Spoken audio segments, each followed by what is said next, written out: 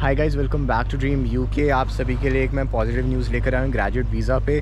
जैसे कि आपको पता था, recently MAC migration advisory committee का जो रिव्यू था वो ग्रेजुएट वीज़ा पे कंप्लीट हो गया था। उन्होंने बोला था कि ग्रेजुएट वीज़ा को रहना चाहिए, उसको बंद नहीं करना चाहिए। सो वो तो मैक का रिव्यू था, जो गवर्नमेंट का डिसीजन था उसकी हम वेट कर रहे थे और गवर्नमेंट का भी डिसीजन आ गया है। गवर्नमेंट ने ये बोला है कि ग्रेजुएट वीज़ा को अभी हम बंद नहीं करेंगे और फॉर द टाइम बीइंग वो अंडर रिव्यू रहेगा। सो ये एक पॉजिटिव चीज़ है कि गवर्नमेंट ने अब डिसाइड करा है कि ग्रेजुएट वीज़ा बंद नहीं होगा। लेकिन इन सब के बीच में कुछ चीज़ें ऐसी हैं जिसके बारे में आपको अभी भी पता होना चाहिए। तो अब गवर्नमेंट की अप्रोच क्या है कि इमिग्रेशन को कैसे कंट्रोल करना है। तो गवर्नमेंट ने जो रीसेंट अपनी रिपोर्ट पब्लिश करी है, जो न्यूज़ पब्लिश करी है अपनी ऑफिशियल वेबसाइट पे, उसको पढ़ के मेरे को ये समझ आया कि गवर्नमेंट की अप्रोच है स्टूडेंट्स जो आते हैं स्टूडेंट वीज़ा पे उनको कंट्रोल करो, उनकी क्वालिटी इंप्रूव करो। ग्रेजुएट वीज़ा वाले स्टूडेंट्स अपने आप कम हो जाएंगे और इम्प्रूव हो जाएंगे, क्योंकि अगर स्टूडेंट्स ही कम आएंगे तो जो लोग ग्रेजुएट वीज़ा के लिए अप्लाई करते हैं वो भी अपने आप ही कम हो जाएंगे, राइट। तो 4 मेजर हैं जो गवर्नमेंट ने बोला वो लेंगी। सबसे पहला मेजर है कि उन एजेंट्स पे क्रैकडाउन होगा जो लोगों को बोलते हैं कि आप ग्रेजुएट वीज़ा लेके जैसे तैसे वहाँ पे पहुँच जाओ, 2 साल मिलेंगे, मस्त पैसा कमाना और एंजॉय करना। लेकिन ग्रेजुएट वीज़ा इसलिए मिलता है यहाँ पे बच्चों को ताकि वो पढ़ाई के बाद यहाँ पे एक प्रॉपर एम्प्लॉयमेंट ले पाएँ। लेकिन जो एजेंट्स इस चीज़ को सही तरीके से सेल नहीं करते हैं, गवर्नमेंट उन पे क्रैकडाउन करने वाली है। मेरे को ये नहीं पता कि ये क्रैकडाउन होगा कैसे, बट हाँ बोला तो है। दूसरी चीज़ जो बड़ा चेंज है वो ये है, जिसके बारे में आपको पता होना चाहिए, कि गवर्नमेंट ने बोला कि जो यूनिवर्सिटीज़ हैं जो स्टूडेंट्स को एनरोल करती हैं उन पे स्ट्रिक्टनेस बढ़ाई जाएगी। तो होगा क्या कि फॉर एग्जांपल कोई यूनिवर्सिटी है, उसने स्टूडेंट को एडमिशन दे दिया, उसको कैश लेटर इशू कर दिया, लेकिन अगर वो स्टूडेंट बार बार उस यूनिवर्सिटी के स्टूडेंट्स बार बार एक्चुअल वीज़ा प्रोसेस में रिजेक्शन लेकर आ रहे हैं, वीज़ा इंटरव्यूज़ क्लियर नहीं कर पा रहे हैं, या फिर वीज़ा इंटरव्यू क्लियर कर भी लेते हैं लेकिन अपना कोर्स कंप्लीट नहीं कर पाया बिकॉज वो कोर्स में अटेंडेंस मेंटेन नहीं कर पा रहे हैं और यूनिवर्सिटी में टाइम स्पेंड नहीं कर रहे हैं, इन पर्सन क्लासेस अटेंड नहीं कर रहे हैं और पार्ट टाइम काम करने के लिए निकल जा रहे हैं, तो उस केस में यूनिवर्सिटी का जो लाइसेंस है वो रिवोक करा जा सकता है स्पॉन्सरशिप का। तो होता क्या है कि जब भी आप एज ए स्टूडेंट यूके में पढ़ने आते हो, जो यूनिवर्सिटी होती है उस टाइम ड्यूरेशन के लिए आपको स्पॉन्सर करती है यहाँ पे पढ़ने के लिए। स्पॉन्सर, मैं स्कॉलरशिप की बात नहीं कर रहा हूँ, स्पॉन्सरशिप इन द सेंस कि आपको वो जो कैश नंबर मिलता है वो एक तरह की स्पॉन्सरशिप होती है कि वो आपको अलाउ कर रहे हैं यहाँ पे आने के लिए।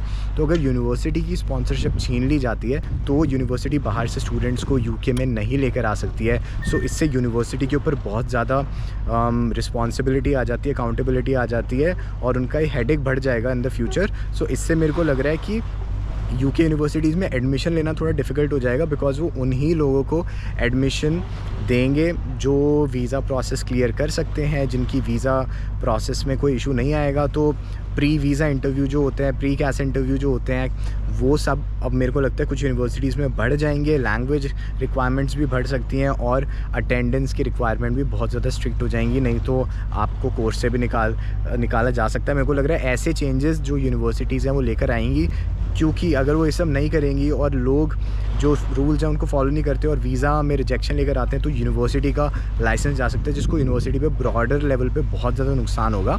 तो ये दूसरी चीज़ है जिसके बारे में आपको पता होना चाहिए। तीसरी चीज़ ये है कि गवर्नमेंट ने बोला है कि जो फाइनेंशियल रिक्वायरमेंट है for the visa process, student visa process, उसको बढ़ाया जाएगा। आपको पता होगा कि यूके में अगर आपको पढ़ना होता है तो यहाँ पे आपको अपना एक मिनिमम बैलेंस दिखाना होता है अकाउंट में, जो 28 दिन के लिए दिखाना हो। तो वो लंदन का अलग होता है, आउटसाइड लंदन अलग होता है। तो मोस्ट लाइकली वो भी और बढ़ा दिया जाएगा अब, ताकि वो स्टूडेंट्स आ पाएँ जिनके पास थोड़े ज़्यादा पैसे हैं, जो कि यहाँ पे आके पैसे रिकवर करने के मोटिव से नहीं आते कि चलो कहीं से लोन ले लिया और उसके बाद यहाँ पे आके जॉब करके अपनी फ़ीस भी पे कर रहे हैं और अपने आप को फाइनेंशियली सपोर्ट कर रहे हैं। तो उन पे भी क्रैकडाउन के लिए गवर्नमेंट ने बोला है फाइनेंशियल रिक्वायरमेंट्स बढ़ाएंगे। कितनी बढ़ाएंगे वो नहीं पता, कब बढ़ाएंगे वो नहीं पता, क्योंकि वीज़ा प्रोसेस तो स्टार्ट हो चुकी है सितंबर इनटेक के लिए। सो गॉड नोज़ कि नेक्स्ट अपडेट कब आती है, बट जब आएगी तो मैं आपको ले आऊँगा। तो चैनल को सब्सक्राइब करके रखना।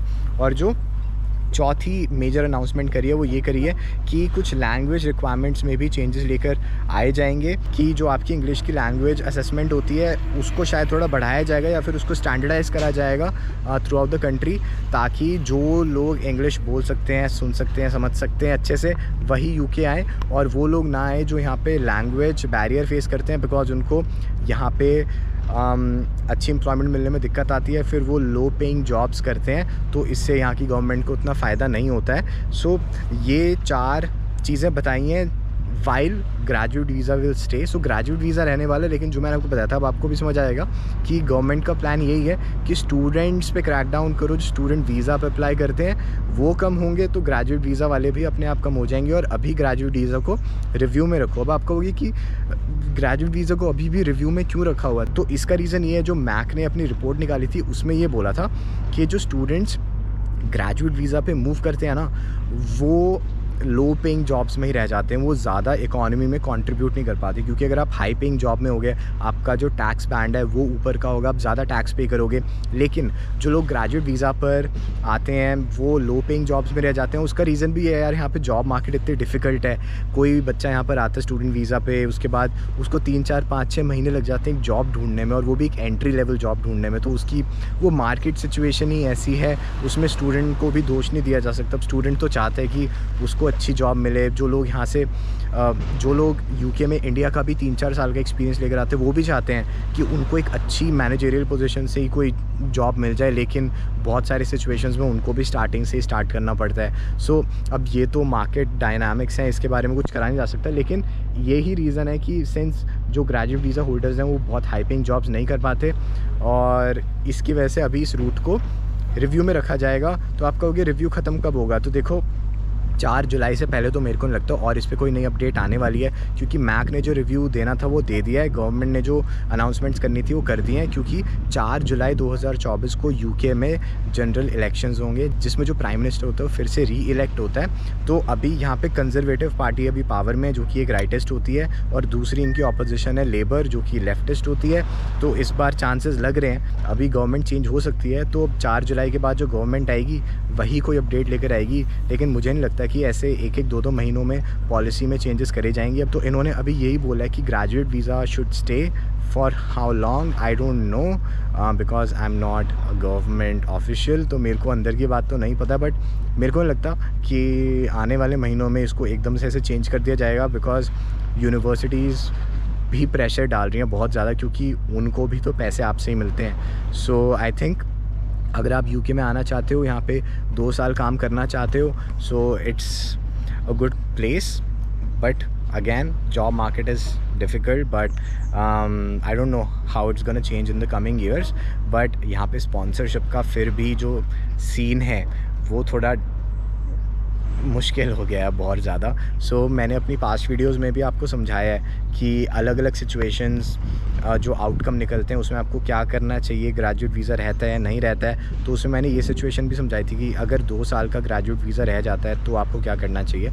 सो मेरी पास्ट वीडियोस को भी आप देखना ग्रेजुएट वीज़ा के बारे में, should you come to the UK और नॉट इन 2024, ये भी मैंने वीडियोज़ बनाई हैं। तो मेरा पर्सपेक्टिव मैंने आपको समझाया है ताकि मैं आपको एक अच्छी तरीके से गाइड कर पाऊँ अपने एक्सपीरियंसेस के बेस पे, यहाँ पे जो सिचुएशन है उसके बेसिस पे।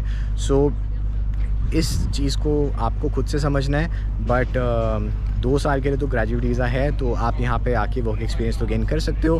बट अगर आप डे 1 से मेहनत करोगे तो आपको सक्सेस ज़रूर मिलेगी। And that's all from my side. और चैनल को ज़रूर सब्सक्राइब करना, बिकॉज मैं अपनी तरफ से पूरी कोशिश करता हूँ कि आपके पास बिल्कुल एक्यूरेट ऑफिशियल सोर्सेज से इन्फॉर्मेशन आए, और उसको मैं अपने नॉलेज से लिंक करके आपको समझाता हूँ कि इसका आप पे इम्पैक्ट क्या हो सकता है। तो ऐसे बहुत सारी वीडियोस मैं चैनल पे लेकर आता हूँ। So stay tuned, please subscribe, please support dream UK. See you in the next video, take care, bye.